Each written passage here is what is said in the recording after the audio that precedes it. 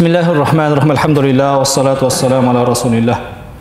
Meyrimdүү, ырайымдуу Аллах Тааланын аты менен баштап жараткан Аллах Таалага мактоолор, пайгамбарыбыз Мухаммад Мустафа саллаллаху алейхи вассаламга салаваттар айтып, урматтуу аталар, жамаат, агалар, Аллах Таала бүгүн дагы бир өзүнүн куттуу күнүндө сиздер менен жакшылыкта, ыйманда, исламда, тынчтыкта Кудай Таалага кулчулук кылуу үчүн Аллах Тааланын үйүнө жолугуп туткандыгыбызга миңдеген шүгүрлөр болсун. Аллахым мына ушундай бир бейпил күндөрдү, тынчтык күндөрдү көбөйтүп берген болсун. Жараткан Аллах Таала бүгүнкү жума күнүндөгү дуа тилектерди кабыл кылсын.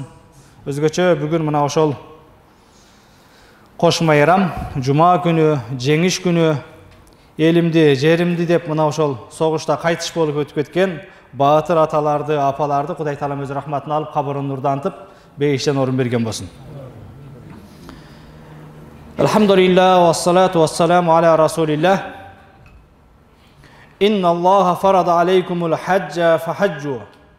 Аллах Таала силерге ажылыкты фарз кылган, андыктан ажылыкты өтөгүлө. Бүгүнкү жума баян, жума сабак исламдын 5 негизги түркүгүнүн бири болгон ажылык боюнча болмокчу. Ажылык өзүңүздөр билесиздер, бул бир ыйык мекенди, ыйык жерди максат кылып, өзгөчө бир амалдарды аткарууна айтылат. Ажылык барыбызга белгилүү болгондой, мына ошол Аллах Тааланын үйү болгон Байтулла, Маккага барып, Каабаны таваф кылуу менен, Арафатта туруу менен, мына ошол Мина Муздалифада жаратканга жалбарып дуа кылуу менен ишке аша турган өзгөчө исламдын 5 негизги фарзынын бири болгон фарз амалдардан. Урматтуу мусулман бир туугандар, бүгүн мына ошол ажылык тууралуу, ажылыктын артыкчылыгы, сооптору, ислам шариятындагы орду жөнүндө сөз кылабыз. Пайгамбар саллаллаху алейхи вассаламдан Абу Хурайра риваят кылган хадисте Хатабана Расулуллах саллаллаху алейхи вассалам факал, пайгамбар бизге кайрылып мындай деди: Айюханнас, о адамдар, инна Аллаха азза ва жалла кад фарада алейкумул хаджа фахаджу. Аллах Таала силерге ажылыкты фарз кылды, андыктан ажылык амалдарын аткаргыла. Факала ражулун акуллу амин я Расулуллах. Сахабалардын арасынан бир бала: О Аллахын элчиси, жылда ажылык кылабызбы деди. Жылда ажылык фарз болдубу бизге деди. Пайгамбарыбыз Аллах Таала силерге ажылыкты фарз кылды, аткаргыла дедиле. Арасынан бир өз колун көтөрүп: Я Расулаллах, жыл сайын курбан айтта кылышыбыз керекпи деди. Фасакатта хатта калаха саласан. Пайгамбар унчукпай турду эле, жанагы адам 3 жолу кайталап жүгөрдү дейт. Я Расулаллах, жылда кылыш керекпи? Жылда ажылык аткарыш керекпи? Жыл сайын кылышыбыз керекпи деп 3 жолу кайталап жүгөрдү.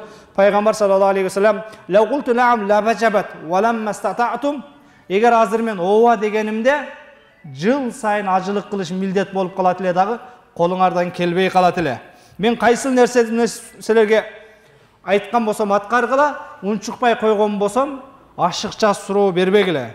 Заруни ма тарактум фа иннама халака мен кана каблакум бикасрати суалихим ва ихтилафум ала анбияихим. Мен силерге кайсы нерсени айтпай койгон болсом, ага кызыкпасаң унчукпай эле койгула. Чындыгында силерден мурдакы коомдор пайгамбарларына көп суроо бергендигинен жана каршы чыккандыгынан жок болгон, халак болгон деди. Ашыкча суроо бере берген, пайдасыз суроо бере берген, бул эмне? Адамдын башына өзүнчө бир мүшкүл алып келер экендиги кереметтүү Куранда бир канча жерде далилденген. Файза амартукум би амрин фаату минху. Эгер мен силерге бир ишти буйруган болсом, аны аткаргыла. Мастатаатум, колуңардан келишинче. Ва инна хайтукум ан шайин фадауху. Кайсы нерсени кылбагыла деген болсом, ал нерседен тыйылгыла, мына ошондой ийгиликке жетесиңер деди. Аллах Таала Ал-Имран сүрөсүнүн 97-аятында: "Ва лиллахи алан-нас хаджул байт ман истата илейхи сабила. Ва мен кафара фа инна Аллаха ганиюн анил аламин." Аллах үчүн, о адамдар, ажылык амалдарын аткаргыла. Кимдин мына ошол ажылык аткарганга кудурети жеткен болсо, ал эми кимде ким капырчылык кыла турган болсо, Кудайга тоңмоюндук кыла турган болсо, Аллах Таала бүтүндөй ааламдан муктажсыз деп кереметтүү Куранда Ал-Имран сүрөсүнүн 97-аятында кайрылат. Пайгамбар саллаллаху алейхи вассалам: "Буниял ислам ала хамсин." Ислам 5 негизги түркүгө негизделген. Шахадату ла илаха иллаллах ва анна Мухаммадан Расулуллах. Биринчиси бул иман келтирүү, ва икамус сала, намаз окуу, ва итаи закат, закат берүү, ва саум Рамазан, Рамазан айында ораза кармоо. Андан 5-инчиси бул ва хаджул байт ман истата илейхи сабила. Кимдин мүмкүнчүлүгү болсо, кудурети жетсе, мына ошол эмне ажылык амалын аткаруу исламдын 5-инчи түркүгү урматтуу мусулман бир туугандар. Al-hajj min ash-sharaa'il qadima. Ажылык бул эски шарияттардан.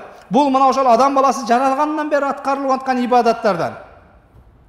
Адам алейхиссалам хаджа 40 саната минал Хинд машиян. Адам алейхиссалам мына ошол Хинд тарапта жашаган экен, Индия тарапта. Ошол тараптан 40 жыл жөө келип ажылык амалын аткарган дейт. Анда Жабраил кала лаху иннал малаиката кану ятуфуна qablaka bihazal bayt 7000 sana. Жабраил периште Адам алейхиссалам 40 жолу жөө келип ажылык аткарганда Адам атабызга кайрылып, "О Адам, сенден мурда бул жерде 7000 жыл периштелер таваф кылып ажылык амалын аткарган" деп Адам алейхиссаламга айтты. Лам ябас Аллаху набиян ба'да Ибрахима илля хаджа. Ибрахим пайгамбардан кийин Аллах Таала канча пайгамбар жөнөткөн болсо, алардын бардыгы ажылык амалын аткарышкан. Wa huwa min afdal al-ibadat li ijtimalihi ala bazl al-mal wa an-nufus. İslamdагы эң баалуу, эң негизги улуу ибадаттардан. Анткени бул адам баласынын акчасын дагы камтыган, анан өзүнүн нафсани жүрөк менен каалоосун дагы камтыган ибадат болгондугу үчүн. Ажылык бул улуу ибадаттардан. Анткени адамды Аллах Таала акчасы менен дагы ибадат кылууга чакырат, анан жүрөгү менен, ден соолугу менен дагы ибадат кылууга чакырат. Ажылык бул өзгөчө, акчаң дагы кеткен, вакыттың, өмүрүң, ден соолугуң дагы кеткен ибадат. Ошондуктан дагы бул ибадат эмне исламдагы эң улуу ибадаттардан болуп эсептелинет. Иннал хаджа савабан азиман индаллахи таала. Ажылыктын Аллах Тааланын астында улуу сооптору бар. Ва мин савабихи. Ажылыктын соопторунан жакшы эле угулуп атат. 1-2. Ажылыктын сооптору аннаху мин афдалил а'мал лати ятaqarrab биха al-abdu ila маула. Аллах Таалага инсандарды өзүнүн кожоюнуна эң бир жакындата турган улуу ибадаттардан. Пайгамбар саллаллаху алейхи ва саллям өзүнүн кутуу хадистеринин биринде пайгамбардан келип сурашты. Айюл а'мал афдал? Кайсы амал эң жакшы деп. Пайгамбар саллаллаху алейхи ва саллям иману биллахи ва расулих. Аллахка жана пайгамбарга ыйман келтирүү эң жакшы амалдардан деди. Аллахка жана пайгамбарга ыйман келтирүү эң сооптуу амалдардан. Кыйла сумма маза, андан кийинчи Аллахтын элчиси кала жихадун фи сабилилlah. Аллах жолунда күрөшүү, жихад кылуу, динин коргоо деди. Кыйла сумма маза, андан кийинчи я Расулаллах кала хаджун мабрур. Аллах жолунда кабыл кылынган ажылык деди. Кудай Тааланын астына, Кудай үчүн аткарылган ажылык. Эң чоң сооп Аллахка жана пайгамбарга ыйман келтирүү, андан кийинкиси Аллах жолунда динин, жанын коргоп, эмне, жихад кылуу. Үчүнчү шарият белгилеген эң сооптуу амал бул мына ошол кабыл болунган ажылык деди. Ал-хаджу жихадун азимун, гайра аннаху ла шаука фихи ва ла китал. Ажылык бул согуштан дагы бир улуу болгон согуштун бир түрү, бир гана мында согушуу жанакындай бирөөгө ыза берүү жок. Болбосо согуштун гана бир түрү сооп жаатында. Күндөрдүн биринде пайгамбар саллаллаху алейхи ва салламга бир бала келип сурады. Согуш жөнүндө. Ала адуллука ала жихадин ла шаука фихи ал-хадж. Я Расулаллах, азыр эми согуш жок, согуштай болгон бир сооптуу амал жөнүндө айтсаңыз дедиле. Пайгамбар саллаллаху алейхи ва саллам, мен сага өзгөлөргө зыян бербей турган, ыза бербей турган, өзгөлөрдүн канын төкпөй турган согуш жөнүндө айтайынбы?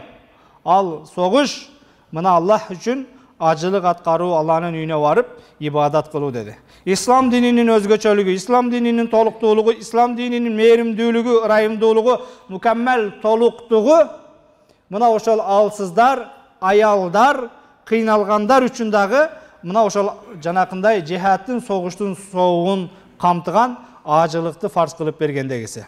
Ummu Salame ne öz aytat? Peygamber sallallahu aleyhi ve sellem mınday degen: El-haccu cihadu kullu daifin.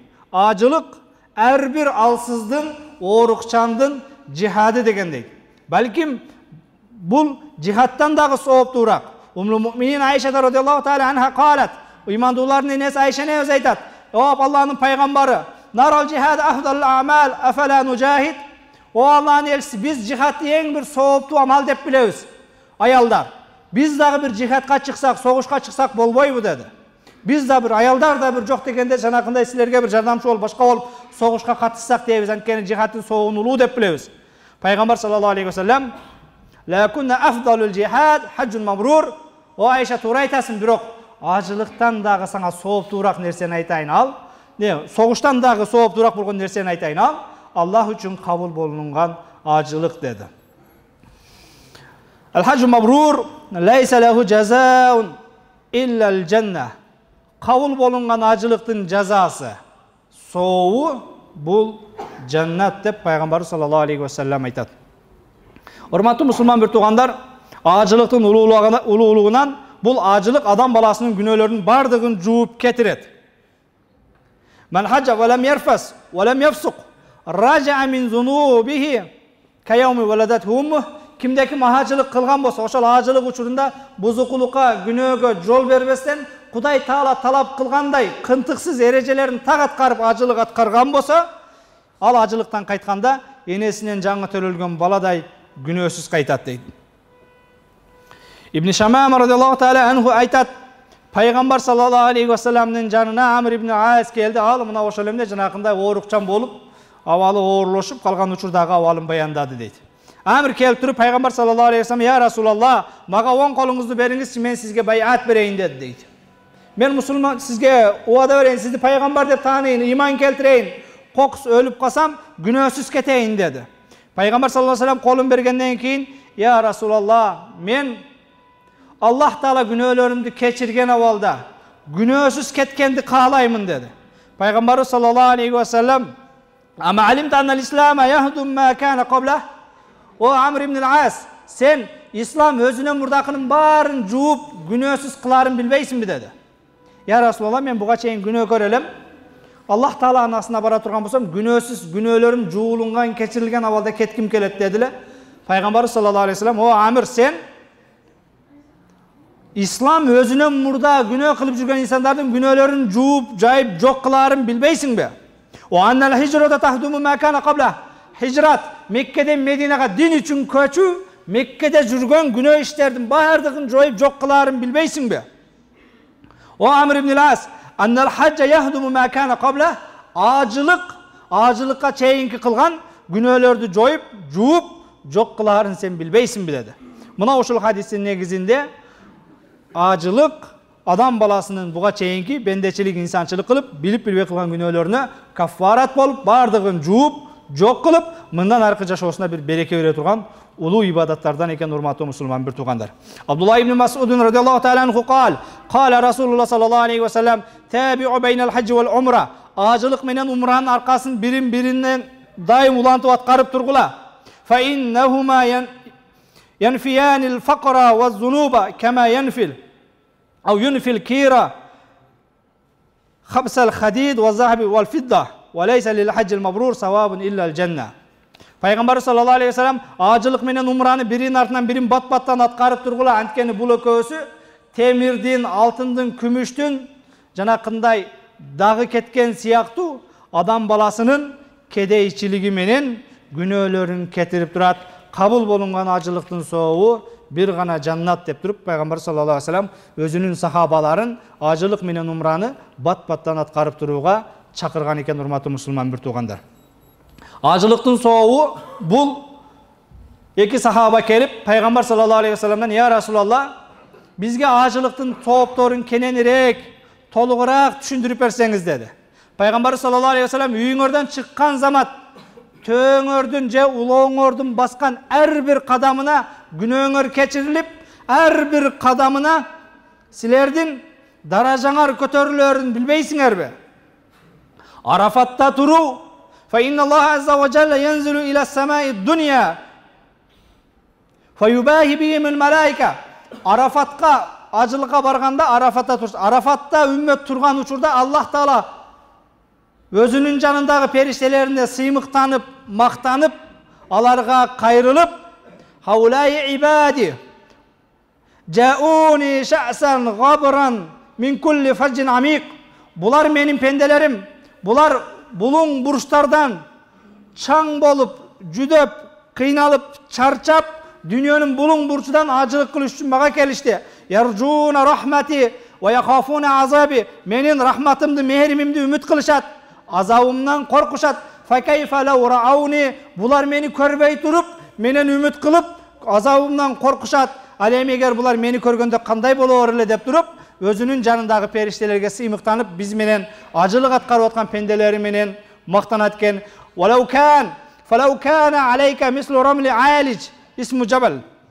Büyük bir тоғдай болгон күнөөң болсо, же болбосом асман менен жердин ортосундай күнөөң боло турган болсо, гасsalahullahu anka, мына ошол Аллах Таала кылган ажылыгыңдын урматына, Арафатта тургандыгыңдын урматына ошонун бардыгын кечирет. Шайтанга ташатканың сайын, же болбосом чачыңды алдырганда ар бир чачың үчүн жакшылыктар түшөт Аллах Таала тарабынан сооптор.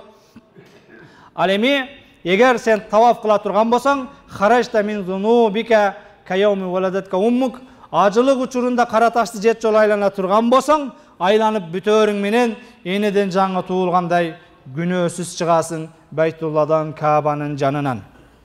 Ал-хаджу мужабу дa'ва мин Аллахи Таала. Ажылык бул Аллах Таала тарабынан дуалардын кабыл болушуна себеп боло турган улуу амалдардан экен. Пайгамбар саллаллаху алейхи ва салламдан Абу Хурайра жеткирет. Ал-худжаж вал уммар вафдуллахи Таала. Ажылар жана умрачылар Аллах Тааланын коноктору, делегаттары, индаахум ажабахум. Эгер алар Аллах Таалага дуа кыла турган болсо, Аллах Таала алардын дуаларына жооп берет. Ва ин истагфара гафара лахум. Эгер Кудайдан кечирим сурай турган болсо, Аллах Таала алардын күнөөлөрүн кечирет дейт. Ажылык жана умрага баргандар Аллах Тааланын коноктору, вафт бул араб тилинде делегаттары. Өзгөчө чакырык менен, жанакындай атайын визит менен келгендер. Biz kede bizge koşna memleketin prezidentleri başkalar kese özgöçe tosu bolot atpay. Bizim oşol siyaqtı atayın çakırık men özgöçe vizit menen kelgen menin konoktorum. Indaahum ajabahum. Alar Allah Taalaga dua kılsa Allah Taala duaların kabul kılat. Ve in istagfara gafara lahum. Keçirim surasa Allah Taala alardın günöөлөрүн keçiret deyt urmatı musulman bir tuğandar. Demek acılık jana umra bul Allah Taala tarabынан buyurulungan bizge İslam'dın 5 negizgi farzının biri olgan ulu amaldardan. Acılık amalını atkarı üçün özünün bir kança şartları var, talapları var. Al talapka dal kelgenler var, dal kelbegender var. Mına oşol birok kimde kim oşol nes talaptarga dal kelip je bugünkü kündegi mına oşol acılıkka bara turgan mizam tarabынан bolsun, mamleket tarabынан bolsun koyulungan janakınday erejelerden ötkөндөн kийин, мүмкүнчүлүгү болгондон kийин acılıkka barbay koyu bul oğur günöөлөрдөн. Peygamber sallallahu aleyhi ve sellem kimdeki mümkünçülügü bolup durup acılıkka barbay turup kийинки жыл acılık kelgenге чейин kokус kaytış болып kete turgan bolsa. Bu yıl barganга mümkünçülügüңүз бар эле. Эми бүгүнкү күндө mümkünçülük degенде pasport менен эле акча. Эми бүгүн паспорту деле бир күндө алып атабыз. Эми негизги проблема бүгүнкү күндө акча. Акчаңыз эле бар болгон болсо бир күндө паспорт аласыз, барып туруп РСК банктан төлөйсүз. Уже жанакы илгери китептерде айткан жол тынч болуш керек, улоосу бар болгон болуш керек, барып келгенге чейин жанакындай бала чакасынын бир мүшөк буудайы болуш керек, уну болуш керек, ачка калбаш керек, аялы тилемчи болуп кетпеш керек, үй бүлөсүн камсыздап коюп кетсин, башка кылып кетсин, жана башка деген шарттардын бардыгы бүгүн эми жокко чыгат. Бүгүн эми ошол акчаң эле бар болгон болсо, китепте айткан ажылыктын ошол миңдеген шарттары ошого түшөт. Жол амандыгы дейбиз, башка дейбиз, ал жолдогу продуктасы азык түлүгү дейбиз. Бүгүн ошонун бардыгы жанакы мамлекетке, РСК банкка төлөгөн акча менен эле жана колубуздагы виза болгон болсо, ошол виза жол аманчылыгына дагы кирет, башкага дагы кирет, эсен аман барып келүүгө дагы кирет. Ошонун бардыгы бүгүн эмне ошол ажылыктын шарттарына кирет. Бирок мына ошол мүмкүнчүлүгү болуп туруп барбай коюп, кийинки жыл ажылык керек, кийинки жыл барам, андан кийинки жыл барам, азыр кичине иштер жүргүзүп турайын, башка кылайын. Же болбосо жөндөн жөн эле. Азыр аябай ысык учурга туш келип атыптыр. 50 градус, 45 градустан жогору. Былтыр 53-54 градус болуп аткан. Бир аз салкындаганда барам, эми туруп тура берейин, эми любой эле барам, мага зеленыйда акча чонтойдого картада толтура акча деп туруп, бирок кийинки жылга чейин Кудай жүзүн ары кылсын, кокус кайтыш болуп кете турган болсо, пайгамбар саллаллаху алейхи ва саллям айтат, кимге ажылыкка барууга мүмкүнчүлүк болуп туруп, бирок барбастан кайтыш болуп кете турган болсо, каалаган динин тандап өлсүн дейт. Кааласа насрани болуп өлсүн, кааласа яхуди болуп өлсүн дейт. Бүгүн мына Израилди, Газаны, биздин Палестинаны, мусулмандарды кырып атат, башка кылып атат, терроризм деп атабыз, ажылыкка мүмкүнчүлүгү болуп туруп барбагандар ошолордун катарында ошолордун жактырган динин тандап өлө берсин дейт, Кудай сактасын. Бул өтө коркунучтуу. Ошондуктан кимде мүмкүнчүлүгү болсо, башкасы болсо, ошол мүмкүнчүлүк келген жылы барганга аракет кылыш керек. Анан өзгөчө бүгүн бизде эми алхамдулилла жаштар ыймандуу болуп, мына ошол балдар, кыздар, кээде күйөө балдар, мына ошол өзүнүн кайнатасына ажылыкка башкага жанакындай билетин алып берип, акчасын төлөп берип аткандарын угуп атабыз, мына ушул көрүп атабыз. Бул жакшы нерсе. Бул жакшы нерсе. Эми акча табыш бул айтып атпайм, ар кандай бир себептер менен. Ар кандай бир себептер менен, кээде кошунасы белек кылып койгондор, балдары белек кылып койгондор, жана башка же жанакындай бир китеп жарыштардан унутуп алгандар, жана башка бир себептер менен ажылыктын, умранын билетин колуна алып алгандар толтура. Бул акча маселеси оңой эле чечилет экен. Бирөө подарка кылып бериши мүмкүн, башка болушу мүмкүн. Бирок мына ошол ажылык эмне үчүн бул ислам шариятындагы бир улуу ибадаттардан? Анткени бул биринчиси мына ошол акча менен бара турган ибадат боло турган болсо, экинчиси акча дагы беректе калсын. Мына ошол эмне? Адам өзүн руханий тарбиялап, жан дүйнөсүн, жүрөгүн тарбиялап барып, жараткандын астында Кудай үчүн берилүү менен, ихлас менен кылына турган ибадат болгондугу үчүн. Ошого өзгөчө кээде жанакы барып келсе ичпей калат, барып келсе алдабай калат, барып келсе кредиттен баштатат, барып келсе сөгүнбөй калат, барып келсе апамды урбай калат деп эмес. Балким эмне? Мына ошол эмне? Албетте Мекке бул мына ошол хидаяттын булагы.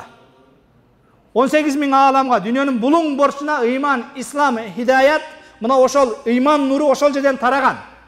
Бирок мына ошол бүгүн барам дегендер башкалар, Кудай кааласа, кээ бирөөлөр бар десең, жок мен барып келгенден кийин кайра күнөө кылып коем дейт. Андай кылып коем, мындай кылып 60-тан ашайын, 70-тен ашайын дейт. 60-тан ашканга, 70-тен ашканга гарантия болсо анда эч нерсе эмес. Бирок ошого жетпей калган болсок, анда бул өтө нерсе. Анан негизгиси бул ажылыкка барганда кайра келип күнөө кылып коем деп эмес, балким ушул боюнча оңолдум, өзгөрдүм, кайттым. Ансыз деле ушуга чейин пендечилик кылып, инсанчылык кылып, билип билбей моондой күнөөлөрүм бар. Ар кимибиздин өзүбүзгө күнөөлөрүбүз, кылыктарыбыз, жоруктарыбыз белгилүү.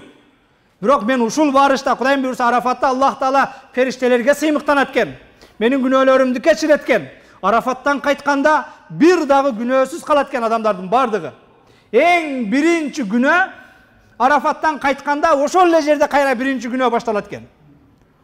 Ал күнөө кайсы десе, Кудай мени кечирдиби, кечирбедиби? Шумкардамы эле айтты да, баарыны кечирет деп. Маналарды го кечирди, бирок мен бетамызды кечирдиби, кечирбедиби? Мен күйдүргүнү кечирдиби, кечирбедиби?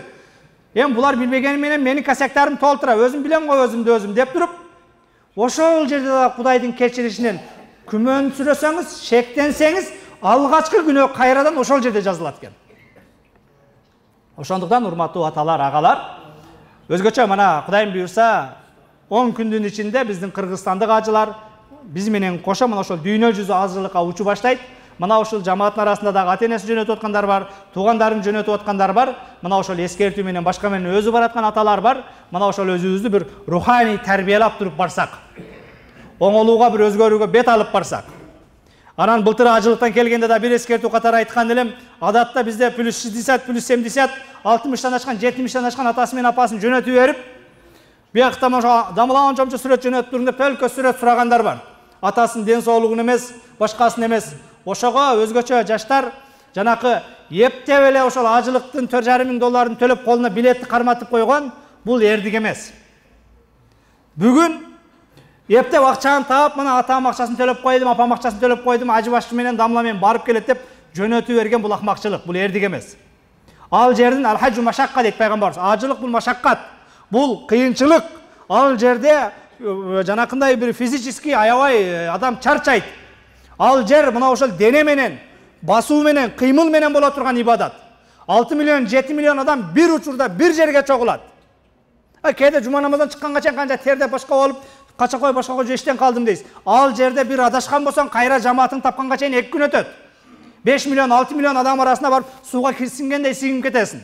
Ошончо адамдын бардыгы бир учурда кара ташта айланат. Ошончо адамдын бардыгы бир учурда Арафатта туруп Кудай Таалага дуа кылат. Ошончо адамдын бардыгы бир учурда мына ошол Муздалифада таң аттырат. Бардыгы бир учурда барып шайтанга таш атат. Эмелесең 6 миллион адам мына ушул жол менен карап кетип атат. Ушундай эле жол, ал жерде бир өзгөчө жол эмес, башка эмес. Демек ошол жерде давлениясы көтөрүлүп кеткен болот, ооруп калган болот. Биздикилер мына ошол барып эле 1-2 күндөн кийин уже көбүн путу шишип жатып калат, башка болот. Биякта жана красавчик акчасын төлөп койгон баласы, дамыла атам сүрөтүн жөнөтүп койгон, апам сүрөтүн жөнөтүп койгон деп төлкө сүрөт жөнөйт.